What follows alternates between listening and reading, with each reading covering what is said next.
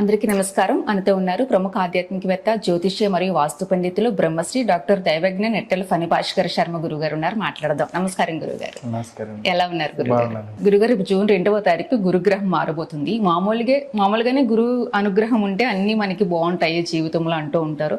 మరి ఆ గురు మార్పు వల్ల ద్వాదశ రాశులలో ఉన్న వారందరికీ ఏ విధంగా ఉండబోతుంది? గురువు దేవగురువు అయినటువంటి బృహస్పతి చాలా విశేషమైనటువంటి గ్రహం. మన భూమి మీద బంగారము అనేటువంటి ధాతువు ఏర్పడడానికి, యజ్ఞయాగాది క్రతువులు జరగడానికి, సంతానము ఈ భూమి మీద వృద్ధి చెందడానికి వీటన్నిటికీ గురువే కారణమవుతూ ఉన్నారు. అంటే ఆయన నుండి వచ్చినటువంటి కిరణాలు మన మీద పడడం ద్వారానే మన శరీరంలో ఇవన్నీ కూడా వృద్ధి చెందుతూ ఉన్నాయి. అలాగే మన పూర్వీకులు ఎంత గొప్పవారు అంటే మాసం మాసార్ధత కుజ గురుర్ ద్వాదశ మాసాని అన్నారు. అంటే గురువు ఒక రాశిలో 12 నెలలు సంచారం చేస్తారు.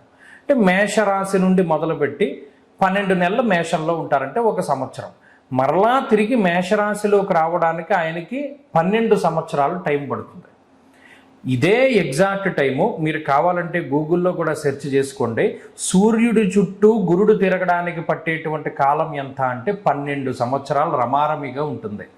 మధ్యలో కొన్నిసార్లు గురుడు వక్రించినా, రుజుగతిలో ఉన్నా, లేకపోతే ఇంకోటి ఏం చేసినా ఈ 144 నెలలు ఖచ్చితంగా పడుతూ ఉంటుంది. మరి అంత పూర్వీకులు ఎగ్జాక్ట్గా మ్యాచ్ చేసి దాన్ని కనుగొని వాటిని జ్యోతిష్యం రూపంలో మనందరికీ అందించారు. అంటే ఇందులో ఖగోళ విజ్ఞానము ఉంది. ఇదేదో మామూలుగా చెప్పినటువంటి విషయం కాదు. అటువంటి దేవగురువు అయినటువంటి బృహస్పతి ఈసారి ఏం చేస్తున్నారు? ఈ సంవత్సరంలో 3 రాశుల యందు సంచరించబోతూ ఉన్నారు. ఏకస్మిన్ వత్సరే జీవే రాశి త్రయముపాగతే కునై సప్తకోటిభిహి అని చెప్పింది పంచాంగ సరళి అనేటువంటి గ్రంథం. ఈ విషయాన్ని నేను అక్టోబర్ నెలలోనే మాధ్యమాల్లో అన్నింటిలోనూ కూడా చెప్పాను. ఏంటండి అంటే ఈ సంవత్సరంలో గురుడు 3 రాశుల యందు సంచరిస్తున్నారు. పరాభవనామ సంవత్సరంలో ఇప్పటి వరకు గురుడు మిథునంలో ఉన్నారు. ఈ జూన్ 2 నుండి అక్టోబర్ 31 వరకు కర్కాటకంలో ఉంటారు.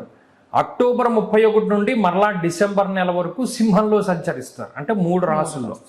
ఏకస్మిన్ వత్సరే జీవ రాశిత్రయం ఉపాగతే. ఒకే సంవత్సరంలో 3 రాశుల్లో సంచారం చేస్తే 7 కోట్ల పీనుగులు లేచును అని చెప్పి శాస్త్రంలో చెప్పారంటే 7 కోట్ల మరణాలు సంభవిస్తాయి అని చెప్పారు.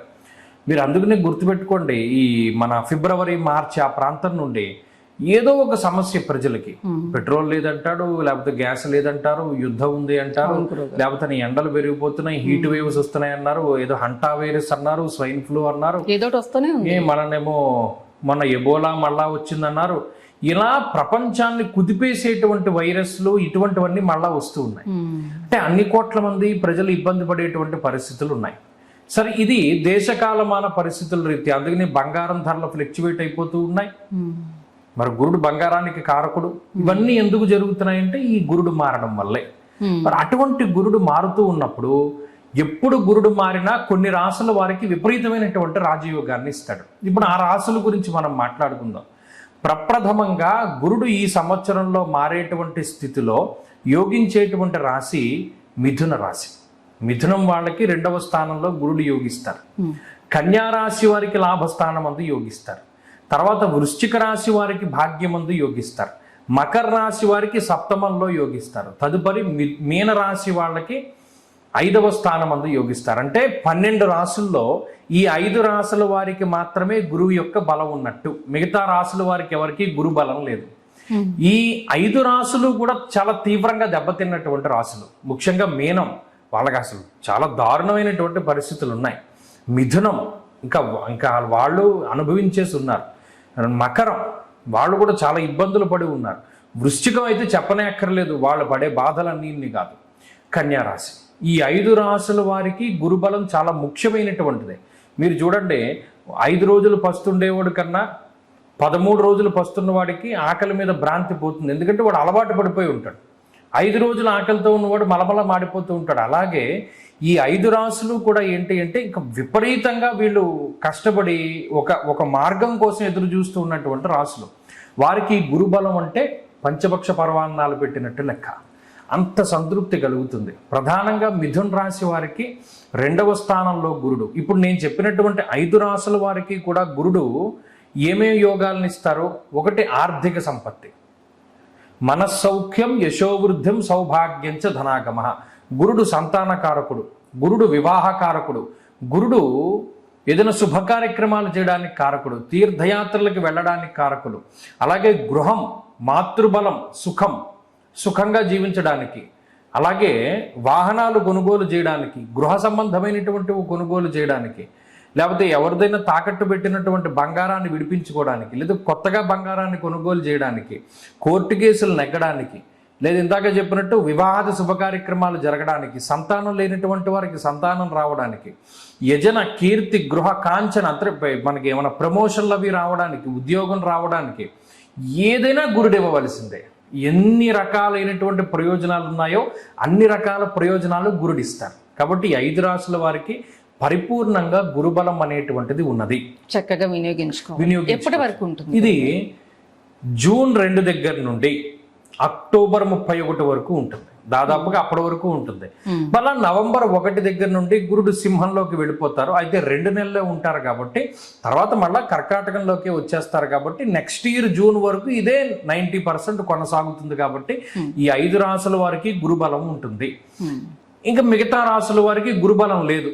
మేషము, వృషభము, కర్కాటకము, సింహము, తుల, ధనస్సు, కుంభము, ఈ 7 రాసుల వారికి గురుబలం లేదు. ఇందులో చాలా మంది నన్ను అడుగుతూ ఉన్నటువంటిది ఏంటి అంటే, ఏమంటే గురుడు ఉచ్చస్థితిలోకి వెళుతూ ఉన్నారు కదా, కొంతమంది ఏమో కుంభరాశికి బాగుందని చెప్తున్నారు, మీరు బాగాలేదని చెప్తారు, లేదా కర్కాటకానికి జన్మరాశిలో గురుడు ఉచ్చలో ఉన్నప్పుడు మీరు బాగాలేదని చెప్తారు అంటే, దీనికి గోచారంలోనే ఒక శ్లోకం ఉంటుంది. ద్వాదశాష్టమ జన్మస్థ 12, 1, 8 ఇటువంటి స్థానాల యందు గురుడు సంచరించినప్పుడు అదంత మంచిది కాదు. ఇది అనుభవంలోనే తెలుస్తుంది. గతంలో ఒక 5 సంవత్సరాల క్రితం ధనురాశికి కూడా ఇలాగే గురుడు స్వక్షేత్రంలోకి వస్తున్నారు, జన్మరాశిలోకి వస్తున్నారు అని చెప్పి ధనురాశికి బాగుంటుంది అని చెప్పిన సందర్భంలో 2020వ సంవత్సరంలో, ఆ సంవత్సరంలో కరోనాలో ఎక్కువగా ప్రమాదం బారిన పడ్డటువంటి వాళ్ళందరూ ధనురాశి వాళ్ళే. కాబట్టి ఆ విషయాన్ని మనం అది కోట్ చేయాలి. ఎందుకంటే అప్పుడు నేను ఇలాగే చెప్పాను, 12లోకి, 1లోకి, 4లోకి, 8లోకి గురుడు రాకూడదు. ముఖ్యంగా జన్మరాశి యందు గురుడు సంచారం మంచిది కాదు. అది ఉన్నప్పుడు కొద్దిగా జాగ్రత్తగా ఉంటే సరిపోతుంది. తప్పితే ఆయన విశేషంగా యోగం చేస్తాడు. ఉచ్చస్థితులు, నీచ స్థితులు గోచారానికి సంబంధం ఉండవు. కాబట్టి గురుబలం ఉన్న వాళ్ళకి ఉన్నట్టు, లేని వాళ్ళకి లేదు. సొంత రాశులను కాబట్టి ఆ రాశి బాగుంటుందని అందరూ అనుకుంటారు. కానీ అది చాలా పొరపాటు. గోచారం వేరు, జాతకం వేరు. జాతకంలో యోగించినట్టు గోచారంలో గ్రహాలు యోగించవు. కాబట్టి ఈ విషయాన్ని దృష్టిలో పెట్టుకుంటే అది ఏమవుతుందంటే కొద్దిగా మనం జాగ్రత్త పడ్డట్టు అవుతుంది. వీళ్ళు ఏమైనా పరిహారాలు చేసుకోవాల్సిన గురుబలం లేనటువంటి వారు చేయవలసిన ముఖ్యమైన పరిహారం ఏమిటి అంటే, దక్షిణామూర్తి యొక్క స్తోత్ర పారాయణ, లేదు దత్తక్షేత్ర దర్శనం, లేదు మీరు ఎవరినైతే గురువుగా భావన చేస్తూ ఉన్నారో వారి యొక్క ఆరాధన కూడా చేసుకోవచ్చును.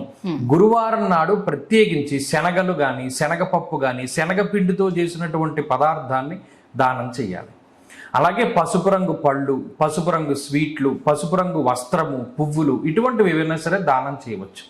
అలా చేస్తూ ఉంటే గురుబలం కూడా పెరుగుతూ ఉంటుంది. ఇన్ జనరల్ గా ప్రకృతి పరంగా దేశకాల పరిస్థితి 12 రాశుల వారికి అందరికీ కలిపి చెప్పారు గురుగారు. ఏ విధంగా ఉండబోతుంది అనేది గురుగ్రహ మార్పు వల్ల చక్కగా చెప్పారు. నమస్తే.